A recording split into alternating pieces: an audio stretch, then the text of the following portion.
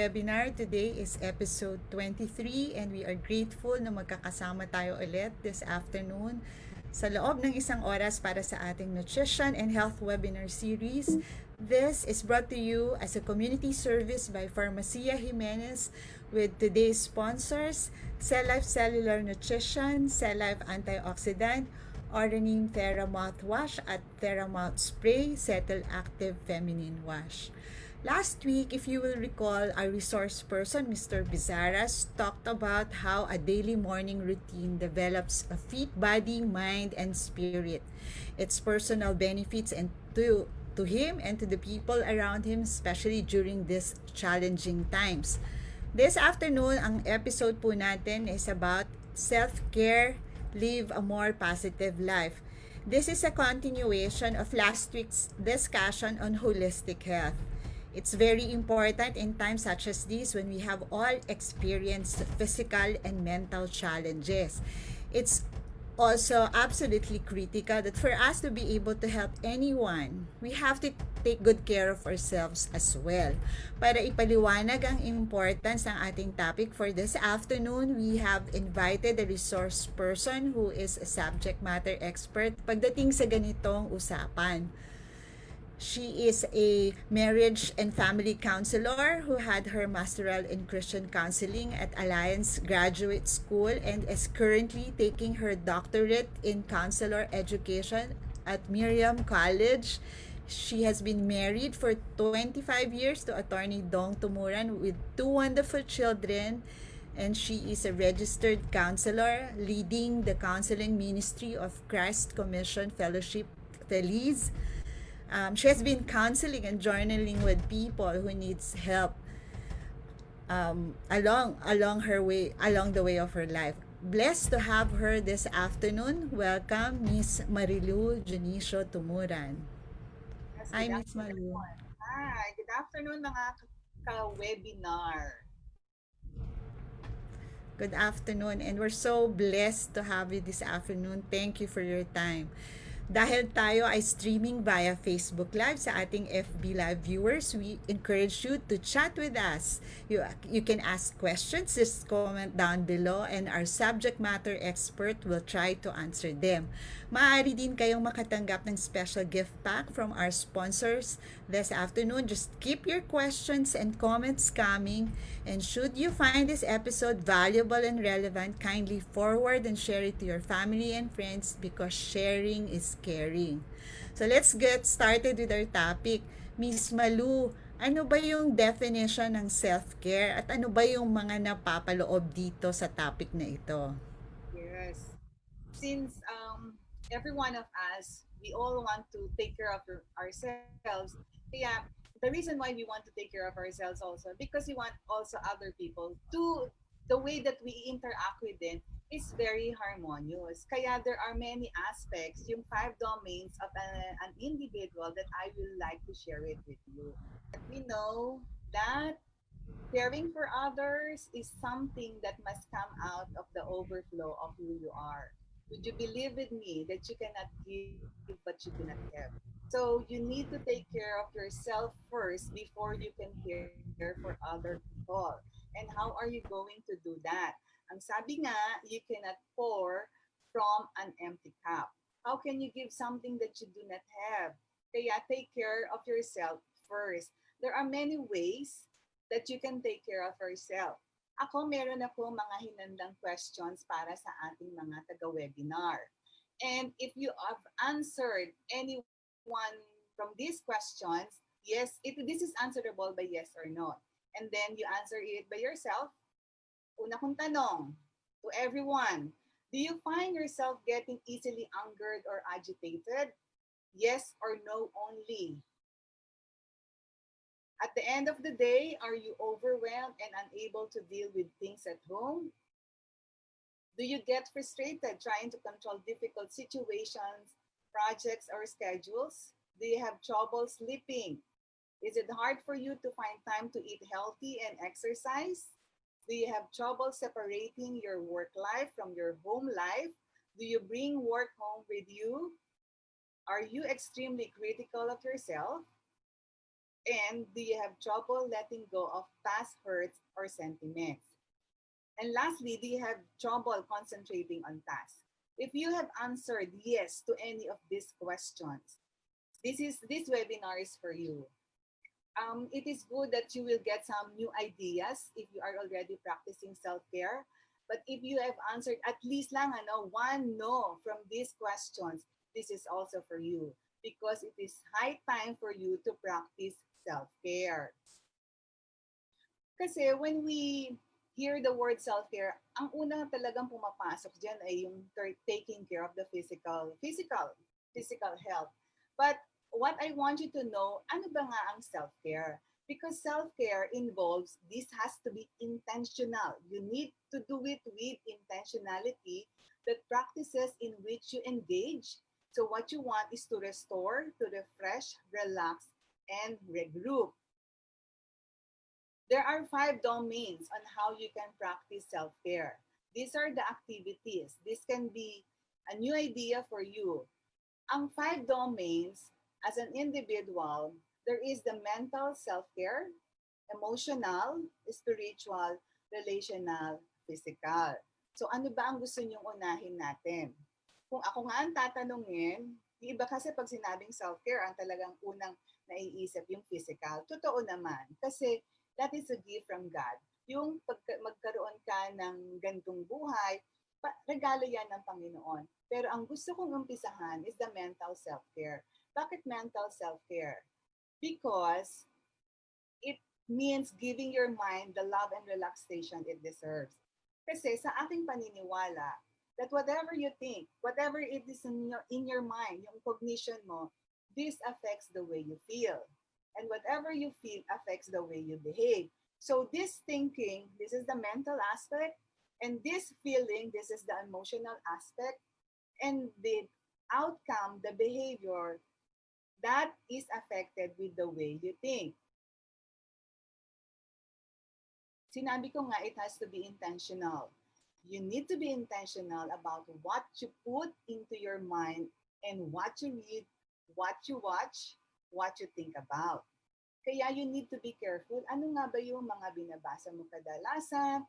What is it on Facebook na madalas mong i-browse? Ano yung kadalasan na iyong iniisip? Alam niyo ba na ang self-care mentally is giving yourself the permission not to think? Pwede ba yun? So, you are allowing your mind to relax, not to think of things. How is that? Posible ba yun?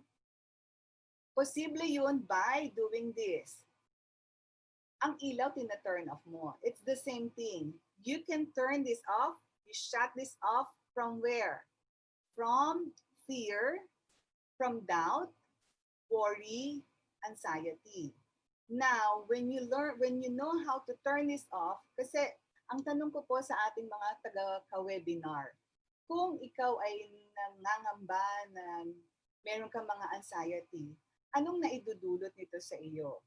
Well, if it is giving you something good, then continue. Pero wala naman din siguro. Kaya what you need to do is to replace those fear, those doubt, those worry with joy and laughter. Hindi naman to, this is not escaping, but this is allowing yourself to shut off because your mind needs to relax, ma-recharge ka. Since this is already your 23rd episode, and I guess sa mga previous episodes, ito yung pagsasama-samahin mo at iyong tatanungin din ng iyong sarili. Kaya it is important that you ask yourself at this time, what type of television show and movies do you choose to watch? How might they contribute or detract from my self-care? Do you like dramas? Do you like soap opera? Maaaring tanungin mo ang sarili mo, bakit mo gustong-gusto ang mga drama? Do you see yourself in a certain character? And then after watching that soap opera, nagiging emotional ka na at even your mood is being affected. What types of books do you choose? What types of books, sorry for that, of books do you choose to read? Is it fun reading, mentally or emotionally beneficial? O kung gusto mo ba, fun reading ba, or it has to be always professional or academically relevant? Kasi kung lagi namang serious, so sometimes you can also do the fan reading. Pero you ask yourself, bakit? Importante kasi in all the things that we do, bakit mo ginagawa yun? Dahil sa aking paniniwala bilang isang counselor, may mga dahilan ng bagay kung bakit mo ito ginagawa. What roles does music play in my thoughts? Anong klaseng music ang iyong kinakanta pag ikaw ay mag-isa? Because if these songs affect yung mentally at ikaw ay nadi-disturb, so I am suggesting not to continue with it. Kaya you need to be mindful of what kind of music do you listen to. At gaano ka namang kakomportable with the silence in your home, even in your car, even when you are with nature, and so on. In that silence, what do you find itself thinking about? There are many ways on how we can practice self-care. I am giving you some of this, but there are thousands, in fact, of having practicing this mental self-care. Some of the new ideas for you: make yourself a cup of your favorite flavor warm tea. Say no to someone asking you to do something you do not want. Do not be hard on yourself. Pag may nang hingi sa inyo ng tulong, hindi yung oo ka ng oo. Kasi you will be affected. Avoid toxic people while you are hypersensitive. Sadly, sometimes this means family. But you cannot avoid family. You learn to say no to events that will trigger you. So if you think you are invited in a certain event and this event you think that you will be affected, it will not be good for you, so you learn to say no. Snuggle an animal. Do you know that caressing an animal can help you to have this mental self-care? Sabi nga, you pet a pet. Take frequent breaks at work, even they are just to take a deep breath in the bathroom. Dahil sa panahon ng ating pandemic, this Netflix has been very popular. So there can be some days that you can binge watching Netflix. Watch a show that is silly and not too emotional. Because if this is too emotional, observe what is going on inside of you. Take should out of your vocabulary entirely. Alam mo yung should? Yung should ay dapat. Pag sinabi mong dapat ganito tayo, dapat gawin ko yun, hindi niya ba nararamdaman that when you start saying this dapat, may pressure ito sa inyo? Kaya you quit shoulding on yourself. And tell your partner how they can best support you. If you are married, if you have a boyfriend, then you tell your partner that I need your support, that you need to support me in this aspect. Kaya it is important with how you take care of the mental aspect. You are surrounded also with positive people, with good people who can help you to have a healthier mind. Since hindi lang naman mental ang ating kailangang pag-usapan, kailangan din ay ang sabi ko nung una pa lang that whatever you think, it affects the way you feel. So andun na tayo sa feel. Yung feel na yun, ito yung emosyon.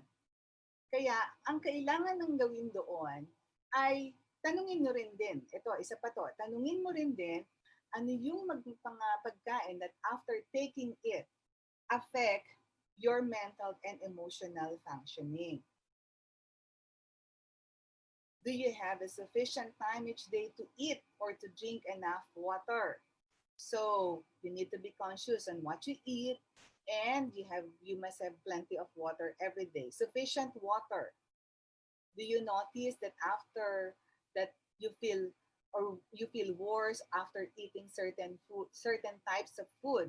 So you need to observe yourself. Kasi even with the food that we eat, it can affect you mentally and even your emotional functioning.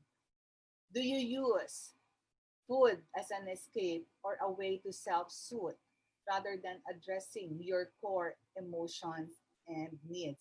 Pag sinasabi nga ng iba, when they feel that they are using Many nowadays are using the word depressed, pero depressed is different from just being sad. Pero ginagamit yun ng iba. So ang ginagawa ay nagkaroon ng comfort food, doon nila dinadala. That is okay. May mga comfort food. However, you need to be mindful also of this food that you eat kasi baka naman ito ay maging binge eating. Now, it becomes unhealthy. This is part of self-care, then becomes learning to re-engage your own emotion. If mental self-care is important, emotional self-care is important too because you are giving voice and value with how you feel with your emotions. So andun tayo sa emotional self-care. Whatever you think, the cognition, the mental affects the way you feel. Now, this emotion, how are you going to take care of it? When you take care of your emotion, this is tending your very own heart and feelings that you allow yourself to give out. Sabi nga, what is in your heart? The abundance of the mouth speaks out of the abundance of the heart. Kung ang iyong emosyon ay maganda, isn't it that when you talk about beautiful things only? Emotional self-care, you need to be authentic and honest with yourself about your own emotions. This involves cultivating relationships in your life that nurture your heart and care for you. Maganda rin na tanungin nyo ang sarili after this or during this webinar, do you tend to be over-connected or under-connected to your emotion? Ikaw ba'y isang drama queen? Ikaw ba'y that you want to talk about dramas in life, being negative? Ikaw ba'y ganon? Or you feel that you are under-connected to your emotions? When I say that underconnected, how is it that you do not want to be in touch with your emotion? So what happened to you that you repress your emotions? It is important in taking care of your emotions that you need to be mindful of the signs of emotional repression. Do not try also to justify every emotion. Do not try to rationalize your emotions. Sometimes there will be times that you just feel like crying, then cry. Then cry. Pero be mindful also, where are you crying? Kasi kung ikaw naman ay umiiyak at humahagulgul ka sa publiko, you need also to take care of yourself. Kailangan pipiliin mo rin ang lugar. Have someone to validate your emotion. Grace. Hi. Try to have someone to validate your emotion. Excuse me, nalaglag lang tong salamin ko. Ang sarap kasi that when you have trouble, you want someone whom you can validate the emotion. It is important nga sa kaibigan na ang kaibigan na kinakausap mo ay someone who can help you to lift up your spirit instead of bringing it down, instead of adding pain to what you are going through. You express emotions creatively. What are the ways that you can express your emotions creatively? There are many ways. So how do you do that? Kaya nga you can exercise. Kaya nga yung mga mahilig mag-exercise ng physically, the body produces the endorphin, the happy hormone. We need that. Everybody needs that. Yung bang ato ay nakakaramdam tayo ng nare-release natin the tension, the anxiety, the stress that we have. When we also express emotions creatively, how do you do that? So you can go to the park, just enjoy the nature, look at the sky, stare at the sky. You can call a friend. There are many ways also. You can read books. Pag ang iyong katawan ay pagod, ang exercise that you need to do is the mental exercise.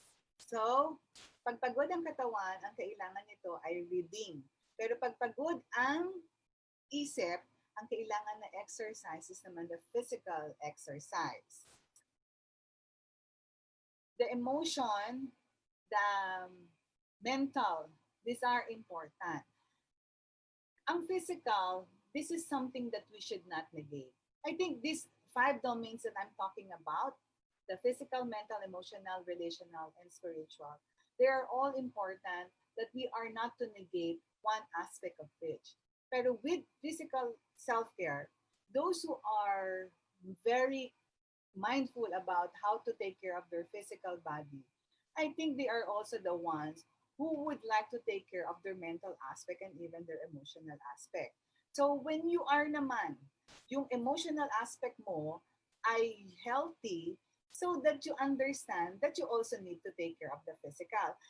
Ang nakikita ko sa ganitong domain ay ito ay isang domino effect that all aspects there must have a balance with all these five aspects para for an individual to become healthier and free from stress. Gusto niyo ba ng stress? So I don't think anyone would like to enjoy having stress, having anxiety, and having sleepless nights as well.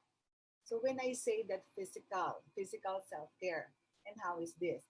So this is the physical body that we need. You do not have to have that amorous physique, the voluptuous curve. However, kung meron ka yan, you already have the plus factor. What I'm trying to say is, ang importansya ng isang physical care. Why is this important? This is where you house what goes in, what goes out, and what goes on inside. Imagine mo, yung mental mo ay nasa physical body, yung iyong emotional ay nasa physical body rin. Just pause for a moment and think about, pag ikaw ay may sakit, how is your thinking? Can you think clearly?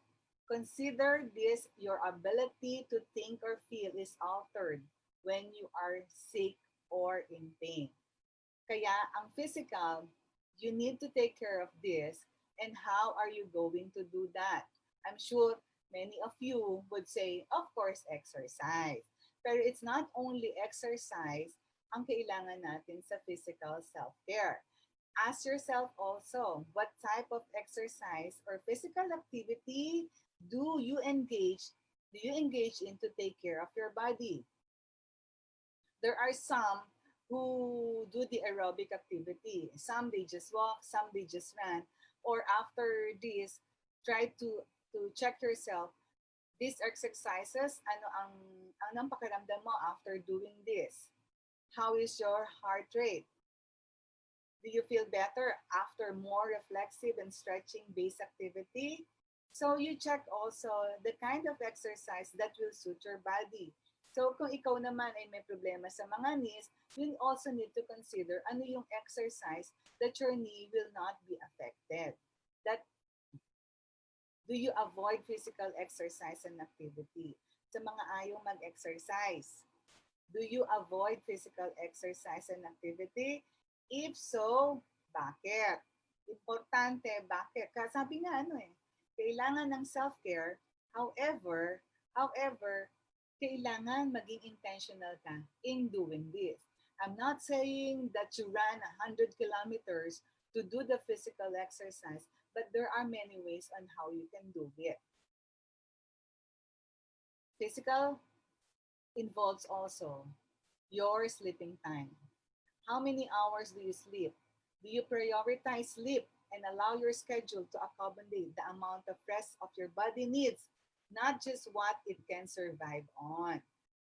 If you think checking your meals before you go to sleep will affect your sleep, then do not check your emails because you need to give importance to your sleeping time. What kind of activities also that you can regularly do to contribute to relaxing and restoring your body? Self-care, I want you to remember that self-care is not lazy or selfish. This is not being selfish. This is what we need because this is healthy, this is important, and this is necessary. You are making the best version of you, and this best version of you is the one that you are giving to others. When you are mentally healthy, emotionally healthy, and physically healthy, you have the spirit that is yung something that people would look after. Yung bang masasabi nila, uy, gusto ko siyang kasama, gusto ko siyang kausap, because that person is someone who can help me to have a brighter outlook in life. This is my suggestion sa physical self-care. So if you think that you want to do some activities, because when I say that it has to be intentional, so you can do this form by, so first column is what activity would you like to do? So if you want to walk in the park, so check mo if you were able to do it. So if you make a schedule of this, you make your own self calendar. Do not pressure yourself, but you need to be intentional in doing the physical self care. It is important that you need to check the box because so you will know the progress that you are making. Some of the activities that you can do is draw. You don't have to be good in drawing. Just draw, express yourself in drawing, wrap up in a blanket. How is that?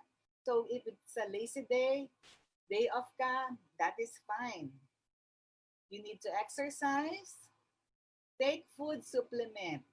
Importante that we have food supplement every day because we do not get all the nutritions that we need in the food that we eat daily. It is important that food supplement, it has to be taken every day. So it's not only the food supplement. So may mga intake ka ng food supplement but you are not taking care of your hygiene, kailangan. Kaya you take a shower, enjoy it. Huwag mong gawing madali na para kang laging nagre-rush even in taking a bath. You practice daily hygiene. Paint your nails. Make an art out of you can paint your nails. Declutter something. Gardening. This is very famous. The plantitas are doing this. So this can be helpful for you. Delete items from your to-do list. Wow, that is wonderful. When you delete items from your to-do list, meaning you are accomplishing something. Do a random act of kindness. It doesn't have to that you malaking contribution, pero you do an act of kindness when you are on the road with sa neighbor mo, pwede mo itong gawin.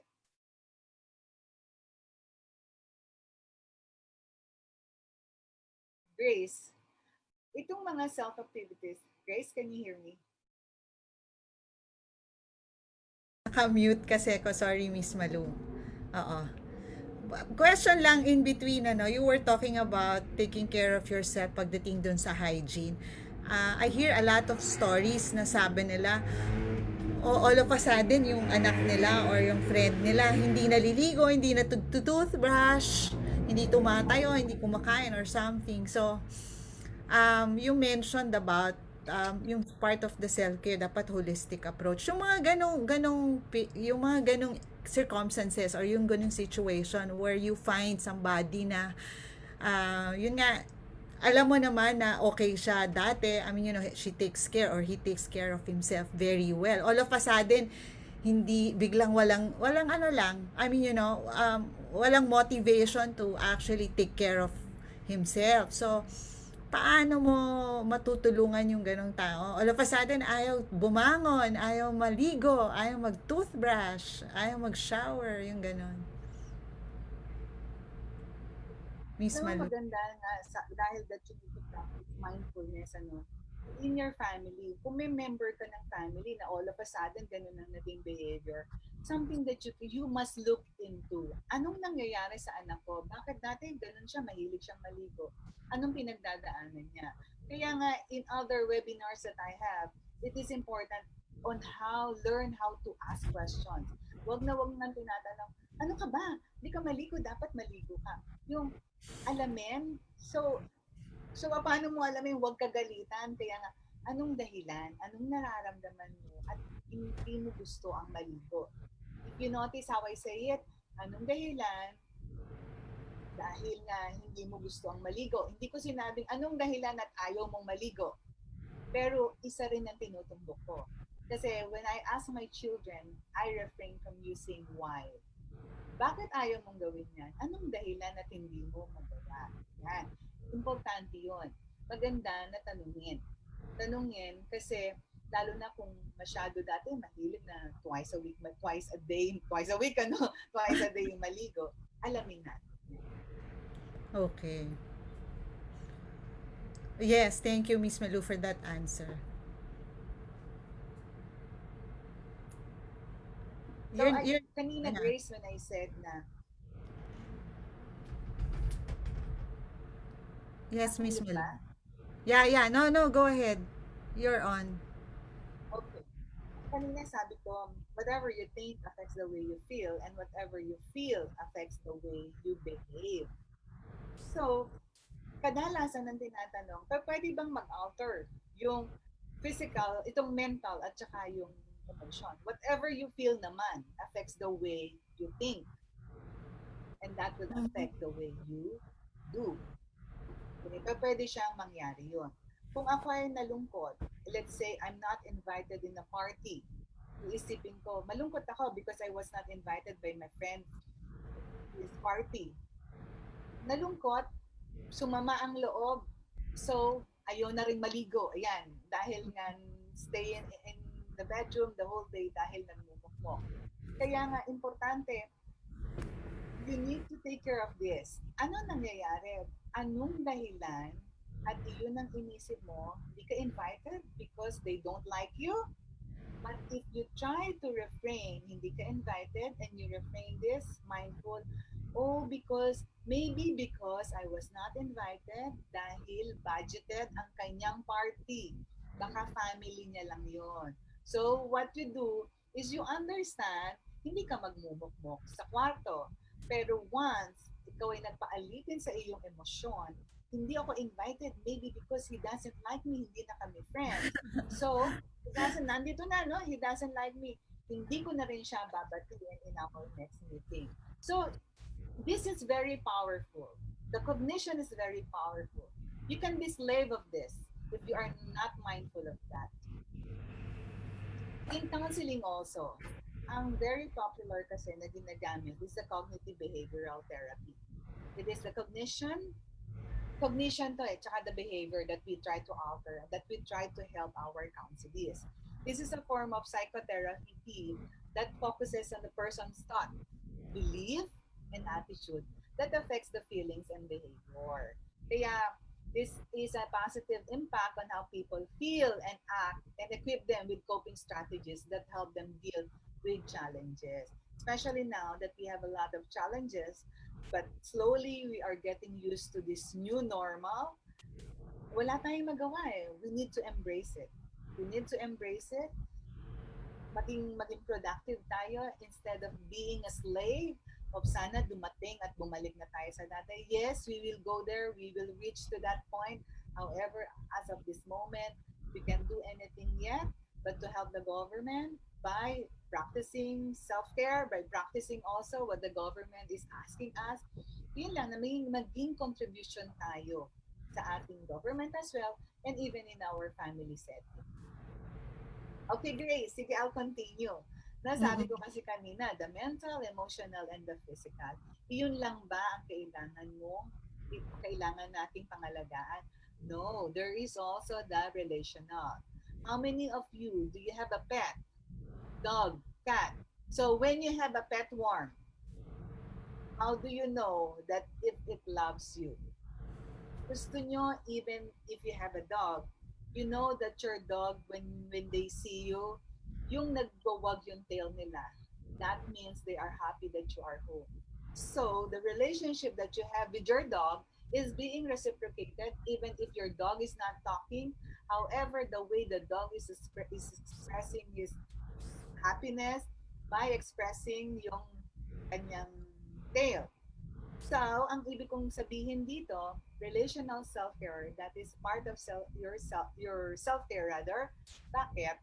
Because part of this relational self-care is cultivating relationships in which you are equally attended to, sought to, cared for, and nurtured as you do these things for the other person. Sorry, magkamali yung aking PowerPoint. Mm. This is not the time after this webinar you start unfriending those friends of yours that hindi reciprocated ang inyong friendship. I'm not asking you to do it. What I want you to see in this topic is know how to take care of the relational self-care aspect. Isn't it? In a reciprocal relationships, this is often identified by those in which parehas, both parties, they would say that they get the good end of the deal in the relationship. These relationships take time and intentionality to find, to both find, cultivate, but this time it is okay to be picky. Even with friends. Okay lang na konti ang friends mo, pero for as long as you have real friends. Maraming ang kaibigan, pero these friends of yours, it's not being reciprocated kung tatawagan ka during only those times na may kailangan sa'yo. Pero sa aming profesyon as a counselor, hindi siya reciprocated sa counseling kasi we are the one giving, but that is only already accepted kasi we are there to help. Pero hindi siya mare-reciprocate. However, bilang isang individual, kailangang alagaan ang relational self-care. Learn to say no. What is this? Hindi lahat ng hihiling sa iyo ay yes ka ng yes hanggang maubos ka. Because if this happened to you, mai-stress ka, not only that, it will be draining for you. In a relationship, you need to set boundaries. Dito, papasok din yung, kasi boundaries, how is this boundaries, ano? I'll give an example. Your toothbrush, part of the hygiene, toothbrush mo.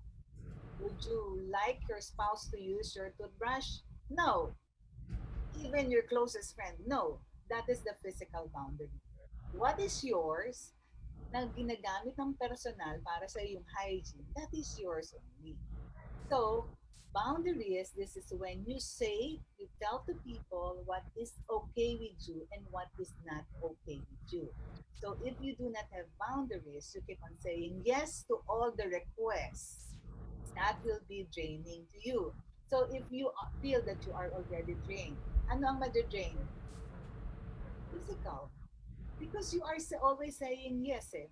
So, makikita nyo, ang relational self-care, the physical will be affected. Yes ka ng yes, madi-drain ang physical. What happened? Maaari kang malungkot, magkaroon ka ng anxiety. So, mapupunta na yan sa mental. So, how do you feel after? Kaya umiikot siya. Kaya nga, there must be the balance of these 5 domains.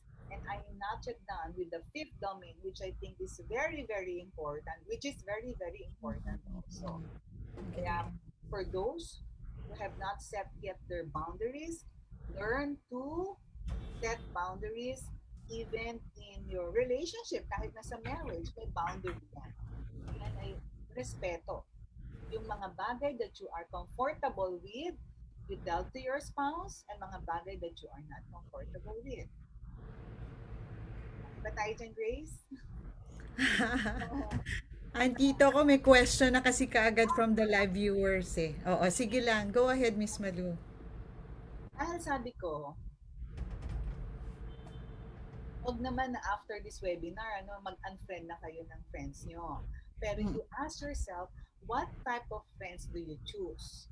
Are they comforters or challengers? Or are you the one who comfort or are you the one who gives challenges?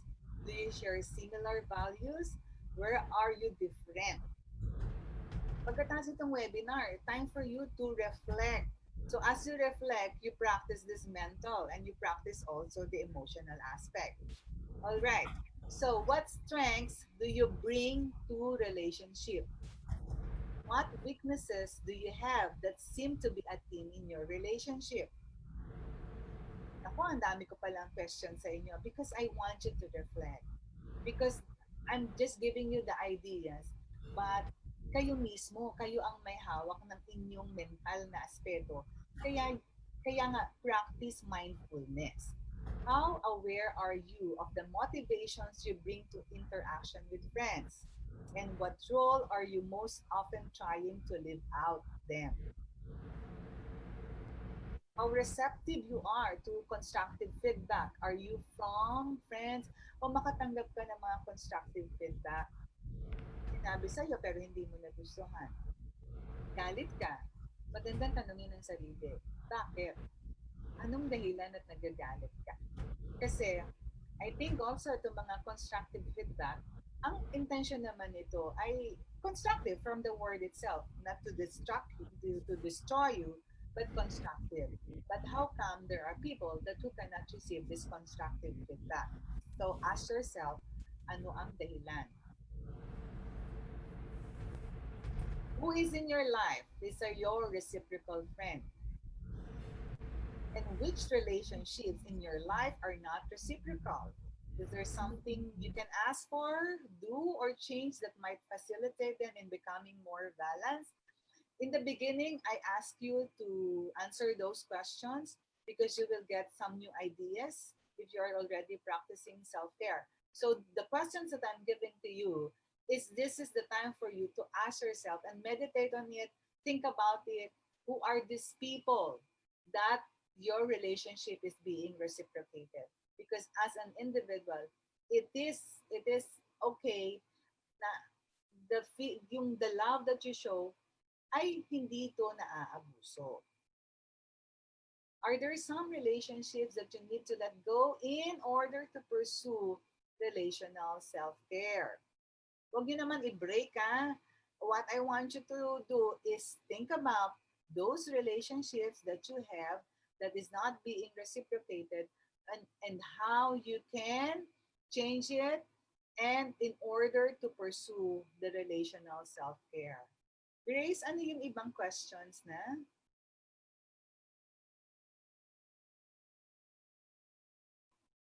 Ayan. Thank you, Miss Malu. Tapos na ba tayo? Alam mo, very interesting yung topic mo, no? A lot of people have been texting me na ang galing-galing naman ng speaker nyo, tsaka ang ganda-ganda ng topic nyo. Very timely for this times. So, are we ready to entertain question na ba, Miss Malu? O should you finish all the presentation, the slides muna? So para ma-cover natin to because this is something very important and very close to my heart. The last domain is the spiritual self-care. Because we understand that our life is only a gift from God. Maganda kasi na pag tayo namatay, pag tinanong tayo ng Panginoon, anong ginawa mo sa buhay mo? And how are you going to take care of the spiritual domain of your life? So how is that? Is, do you have the involvement in the church community? Do you engage in spiritual disciplines? What are these spiritual disciplines? How much time do you spend in talking to God? How much time do you have in reading the Bible? Or do you have the Bible study group? Dadaanan ko lang to kasi kailangan natin, it's not only that puro siya palabas, we need some feeding as well. That is why the involvement in the church community is really important. But sometimes, no, this is neglected, especially now that we cannot do the physical fellowship. This is downplayed because this is messy and inconvenient. When I say inconvenient, because it takes time. Pupunta ka sa church, pupunta ka with the community to serve. But in church involvement, what we gain is the teaching and input from others, and we have the opportunity to grow relationally and to find reciprocal friendship. O para siyang kumo-connect doon sa relational. Kasi when you have this spiritual discipline, when you have the involvement of the church, you also get friendship that is being reciprocated. You need to do it, the 5 domains, you need to do it with intentionality. So intentionality, whether it is a discipline of thankfulness, having the heart of gratitude every day, and celebration of slowing down also, or scripture memory purposely that facilitate this spiritual growth. Disciplines may be things you do on a daily basis. Prayers, yan, connecting with God, connecting with nature, or in a quarterly basis or yearly basis, but they have position of priority in your life. Yeah, it's not only the physical that you need to take care, the mental, the emotional, the relational, the spiritual. Dahil when you understood that your body is only a gift from God, then you take care of it. Connected siya sa physical. So when you appreciate that the body and the physical body you have is healthy, then ko-connect siya sa mental. Of course, you want to have a healthy mental being and healthy emotional being. Sige, Grace, ano yung mga questions? Mm-mm. So, thank you, Miss Malu. Is that the end of the presentation already? I No, just not last yet. two Not slides. yet. Oo. Ha? Oh, may few slides pa. Hindi, Alright. Yeah, singit ko lang. Sabi ni Miss Malen, hello Sis Malu, how can I'm sorry. Kasi you wanted to entertain, but sabi niya rito, how can I encourage our adult kids to speak up their problems to us parents again the way they used to do when they were young? Kasi feeling ko ayaw na nila mag-share ng thoughts and emotions nila kasi ayaw din nila magdagdag sa problem namin. Pero feel ko na may pinagdadaanan sila kasi tahimik sila most of the time. all right. For teenagers, if you are referring to teenagers, ang teenagers kasi, they are really having a hard time to speak up because that is the time that they are dealing with identity versus confusion. Kung identity nila, they are trying to find who really they are. The way that we ask question, it is important. Kaya nga hindi recommended siya na laging nagagalit. Bakit ka ganyan na ang tahitahimik mo? Dapat nanay ako. Dapat sinasabi mo sa akin. So what you can do is, you ask them, kwentuhan mo naman ako, ano ba nangyari lately? Kasi I am really very interested what is going on with you. There is a magic in the way that we ask our kids, the way that we ask our kids. Yes. Thank you, Miss Malen Cruz. Sabi niya, hi daw, Sister Malu from Miss Malen Cruz. Salamat for that question. In fact, ang dami kong comments na nare-receive sa messenger ko from Miss Resi Oira. Ang galing ng speaker nyo, very timely. Tanong niya sa akin, am I a reciprocal friend? So, I think yung mga binigay mong assignment questions dun sa ating mga viewers, nag-start na sila mag-text because a handful of friends of mine are texting me kung nare-reciprocate ba daw nila sa akin yung aking what's this one? Yung pinapakita ko din sa kanila. So I think this goes to everyone, very important that we take note of that question. And there's another one who messaged me also, Sister Malu, sabi niya, feelings pala are not accurate measurements of reality. So, we then have to refuse our circumstances to get the best of us. Ang daming messages, nakakatawa. So, pero, Sister Malu, pwede bang ituloy muna natin before we go to the next question? Kasi, eto, babasahin ko lang. O, sige, game. Would you rather finish the presentation? So you are saying that the mental aspect of an individual may affect the emotion and even the behavior. Can it be the way we think and we do that's affecting how we feel? Yun yung question. Yeah. Okay. Kaya pa pwede niyang, yung na-example ka, I think na-skip yung kanina, medyo baka hindi narinig yung tanongan mo, na pwede siyang ma-alter. It's not only, pwede siyang mabaliktad, the way you feel. The way Naramdaman you mo, feel. nauna tong feeling, tapos sumunod yung inisip. Kasi kanina, what I'm saying is, whatever you think affects the way you feel, whatever That's right. you feel affects the way you Mm-mm. feel. Pwede ba siyang ma-alter, na uunahin mo yung the way you feel? Nalungkot ka kasi hindi ka invited. So, Yeah. anong inisip mo? Anong inisip mo? So, tumaas siya. Because sometimes, the cognition and the emotion, pinapaypayan niya. Ito yung naramdaman mo, tataas yan. So, Mm-hmm. either of this.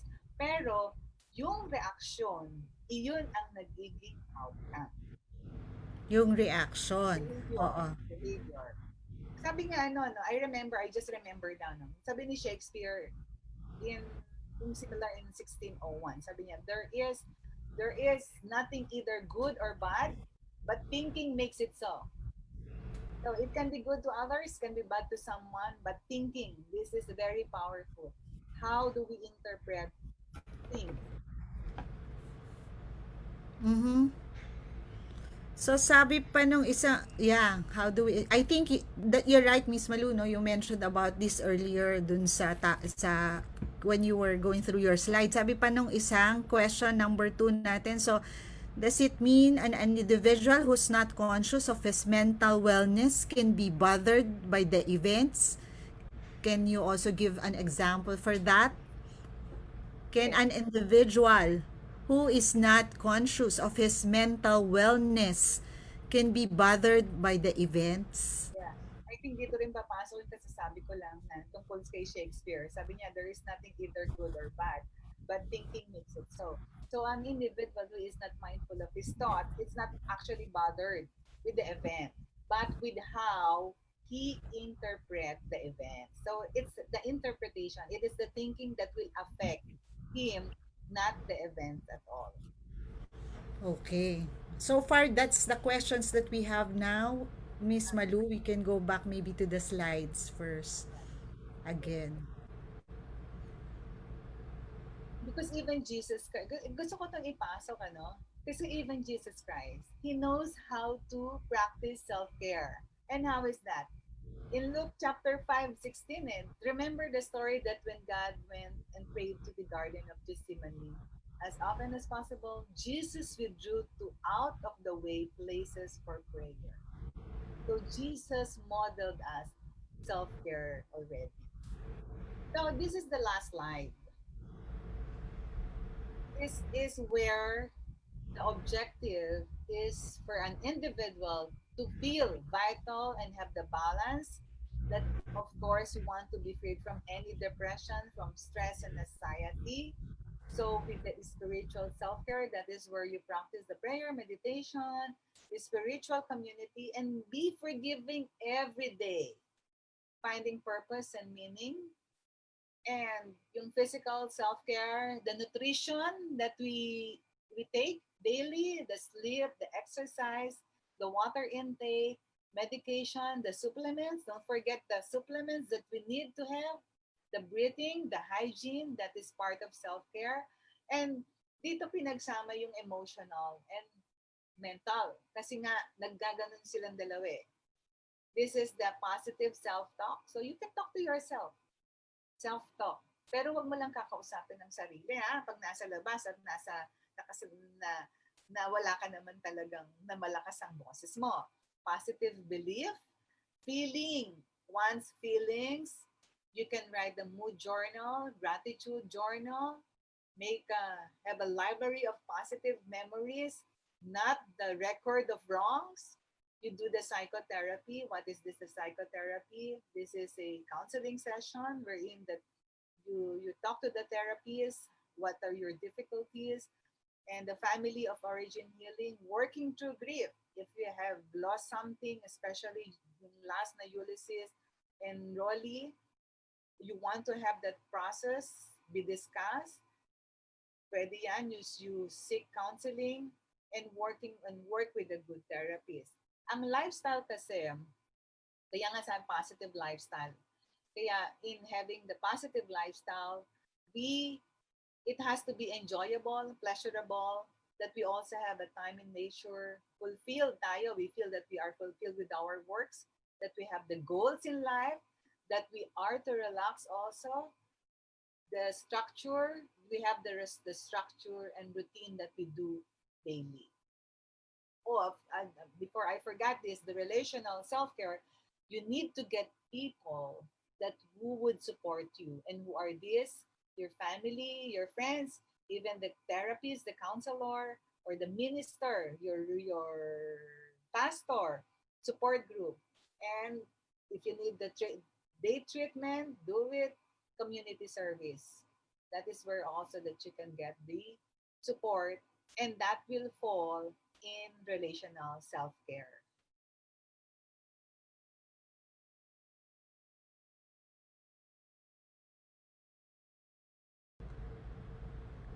Miss Malu, yan na ba yung last slide Yes, mo? this is it. That's your last slide. Oo. So, thank you so much. That was such a very timely presentation. I'm sure maraming natutunan yung mga viewers natin this afternoon.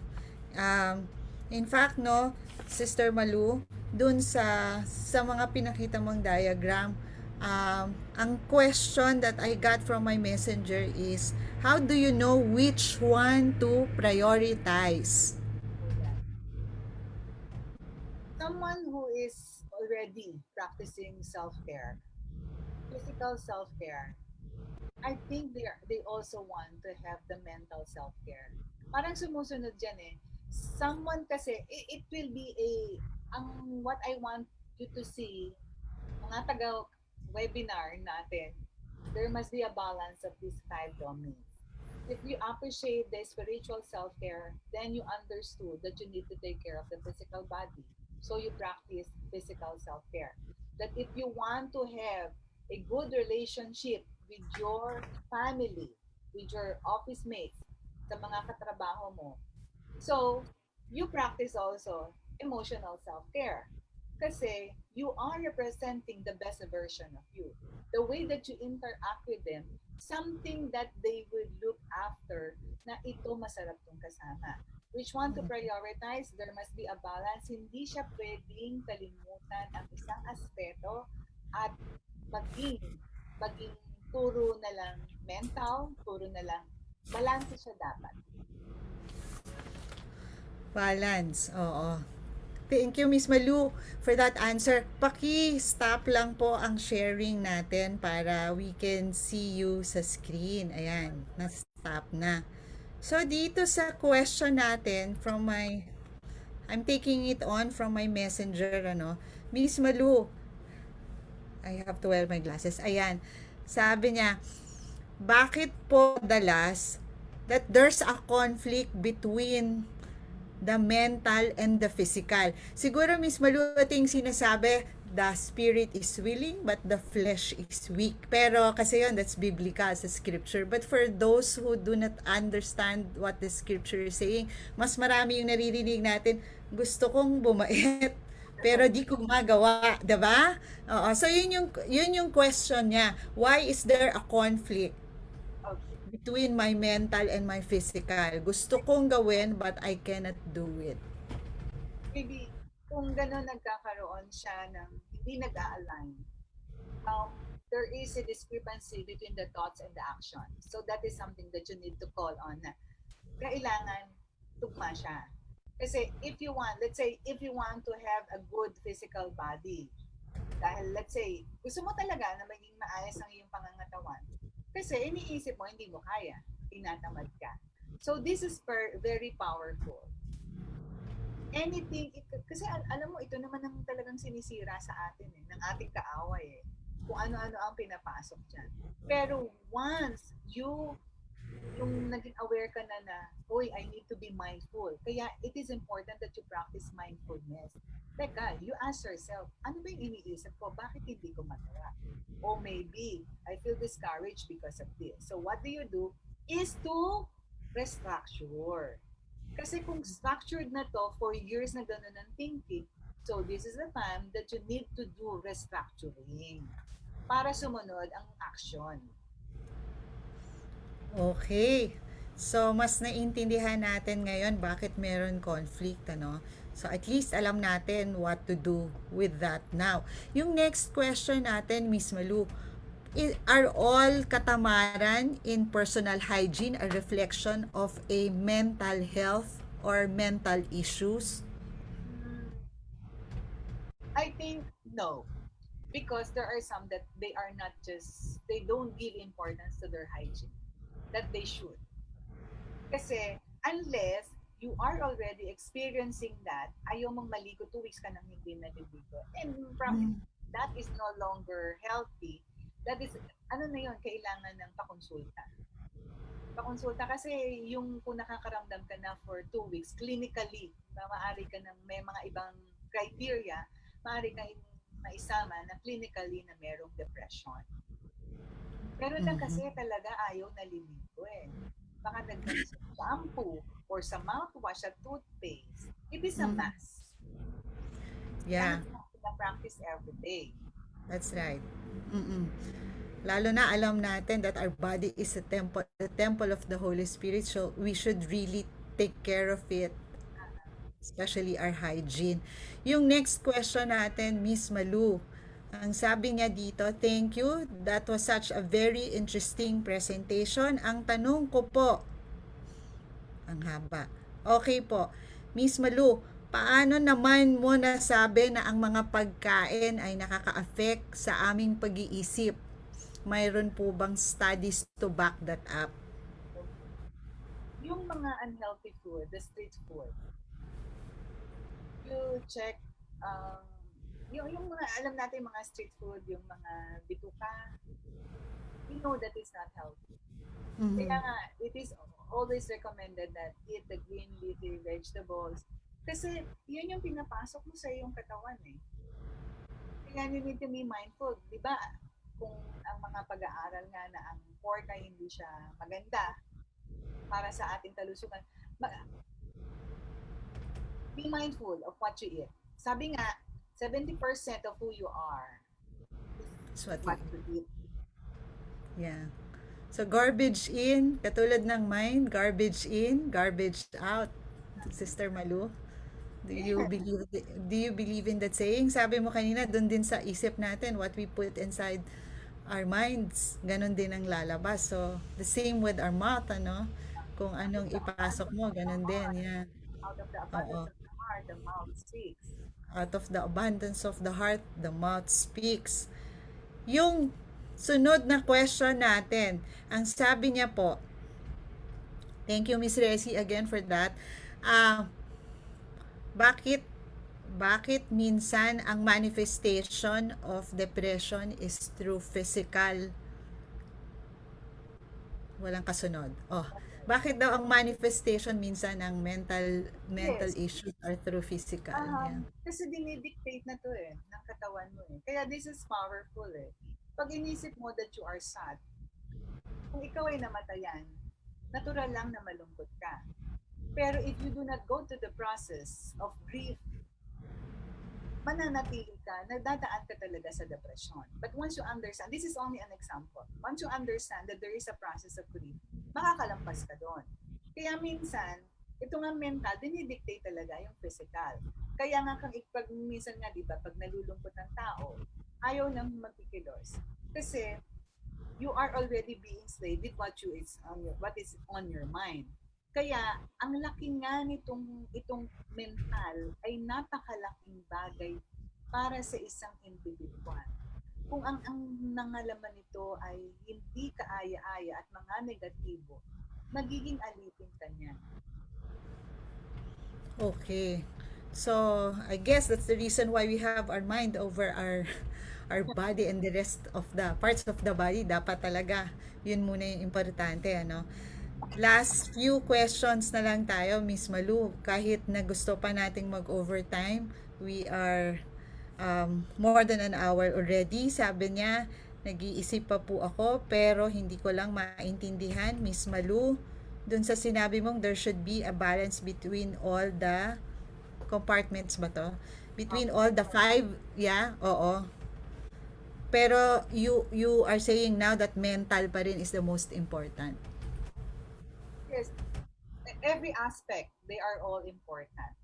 Kasi nga, ang mental ay parte ng iyong katawan. Ang emosyon ay parte at hindi man ito nakikita ay parte ng iyong physical body. Kaya ako sinasabi that there must be a balance. Parang wala siyang, lahat siya ay importante dahil once you understood, kay, ano siya, ang nakikita ko nga ay isa siyang, they contribute to one another.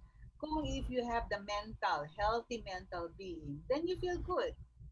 Then being, you have the feeling of yung good, ang physical mo, ang behavior mo, it becomes good also. The way that you relate to people, nagiging papasok yung relational, it becomes good also because you are presenting yourself as the best version of you. Dahil also, pag pinasok mo naman, na-appreciate mo ang physical body, ang physical self-care is important. So, gusto mo rin na maging maayos ang iyong mental. And I think especially for the many athletes, nag-exercise sila, tanungin mo ang mga nararamdaman nila. They have the happy hormones. Their body produces endorphin, serotonin. Yun ang ibig kong sabihin. They are all important. They are all important. Yeah. So, sabi mo kanina, there should always be a balance. Lahat naman sinasabi natin, it should really be a balance of everything. Miss Malu, pagdating dun po sa spiritual, sabi dito, fix your thoughts on God and God will fix your thoughts. Paano naman kung pagdating sa practical side, how do you now apply that pagdating sa spiritual? Fix your thoughts on God and And God. God will fix your thoughts. Sa aking paniniwala kasi, if ang knowledge kasi that is something that you can get from the world. But if you fix your thought on Jesus, on God, God will definitely give you the wisdom that you need.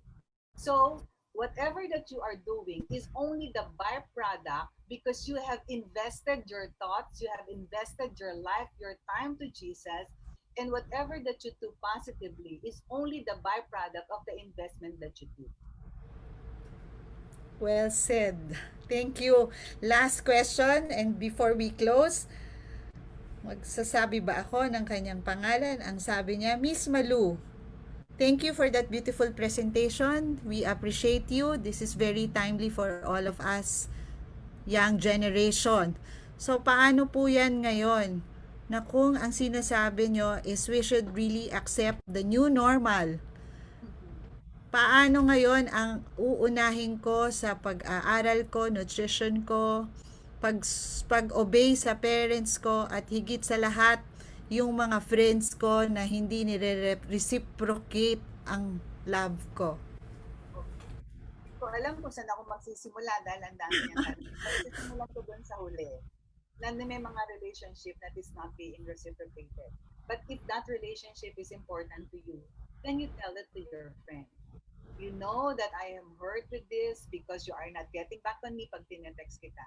Listen it. Kasi friends kayo eh. Dapat open. Sineshare mo ang iyong damdamin. Yun yung sa sinasabi niyang sa friends. Pagdating naman sa nutrition, ang which meaning that she is referring yung physical, yung nutrition, that you need to be mindful also of yung everyday kung ano yung kinakain mo. Pero ang tanong niya, paano niya sasabihin sa yung magulang, yung sinabi niya, yung tanong niya tungkol sa magulang. Ano daw ang uunahin niya considering na nasa new normal na tayo? Parang siguro ito, I think this is concern of most young adults ngayon dahil yun nga, because you're locked together inside the house. Sometimes akala mo lang hindi ka busy pero busy ka kasi sabay-sabay happening everything all at the same time just in one place. Kaya nga mas busy pa nga ngayon compared to That's sa right. dati. Pero doon nga importante, alam mo kaya nga we encourage that this self-care it must be practiced not only para sa mga bata, para sa mga magulang. Kasi ang mga magulang ay sa loob ng tahanan, yung the way that we deal with our children, the way that we talk with our children, it affects the way that they are. Whatever that we are right now is a product of yesterday. With how your siblings, your children is talking to you right now, it is also the product of yesterday, how you were in the past. Kaya yung how you are communicating with your children. Marami pang magandang mga topic para makapasok tayo sa mundo ng ating mga anak. Maganda yung topic niya. In fact, that can be covered in one seminar. Sure. If that person who gave you that question that you need to be processed, when you can give my contact later para we can help him understand what is going on with him or with her. Thank you so much, Miss Malu. Actually, we have already exceeded an hour kasi very interesting nga yung topic. And for those na hindi nakapagtanong ngayon, saan ka ba nila pwedeng ma-reach, Miss Malu? Doon sa mga nabitin na, I think, ano, no, doon sa mga nagme-message sa akin, sabi nila, because they saw the topic already and they felt that they don't want to put the questions sa social media for some reasons, maybe for privacy reason, they don't want to be recognized na sila yung may issues about it. Saan ka ba nila pwedeng maabot? You can contact me at 833-29473. That is the clinic number. That's your personal number, Miss Malu. So, ayun. Marami po tayong natutunan, naintindihan, at marami rin tayong naliwanagan ngayong hapon na to dun sa pinresent sa atin ni Miss Malu. At nako, Miss Malu, no, sabi mo nga meron pa tayong ibang topics that we can discuss. So, I guess we're gonna do that next year. Meantime, we have to say goodbye. And before we close, can you just say your last message dun sa mga nakikinig sa atin this afternoon? Alright. Okay. To all of you who are watching, you need to take care of yourself. It's not a luxury. It is a necessity. You need to prioritize yourself because you cannot give what you do not have. And the way that you are, the way that you are taking care of yourself, not only you who will benefit from it, but also people around you. Kaya, take care of yourself. Well said. Salamat, Miss Malu. You know, we appreciate you. We thank you for your time and we thank you for your unselfish sharing of your expertise. Sana maulit-ulit, just as, you know, we had a good time hearing it from you. Next year, sana maulit natin ulit yung ganitong mas specific na episode. So, ayan po mga ka-webinar. Maraming salamat po sa ating resource person na si Miss Marilu Dionisio Tumuran for sharing her expertise regarding self-care. Sa lahat ng mga nanonood, a very important announcement. Pansamantala po tayong magbe-break ng 5 Sabado sa buong month of September ng ating Nutrition and Health Webinar Series upang bigyang daan ang pagiging busy ng bawat tahanan sa nalalapit na Christmas celebration at holiday season. At I agree with what Miss Malu said. I think we should really need to take a break, magmuni-muni tayo, and then maybe evaluate and regroup so that come 2021, we have a better version of ourselves. So, magbabalik po tayo sa January 9, Saturday, para sa ating 24th episode, ang ating kauna-unahang episode for 2021. In the meantime, we invite and encourage everyone to visit and subscribe to our YouTube channel. You have to search for Pharmacia Jimenez, and there you can find the complete 23 episodes of our nutrition and health webinar series. You can also visit our website, www.pharmaciajimenez.com. Click the health tips clickable icon to see also the complete episodes of our webinar series. Salamat po. It's another timely and interesting topic for our viewers. Just visit and like our Facebook pages, Selef and Oranim, Settle and Settle Active, IC and No Rush, Neem Clean Alcohol and Hand Sanitizer at PJC Organic Soaps. Sa mga interesado po sa ating mga produkto, you can visit our website at www.pharmaciajimenez.com.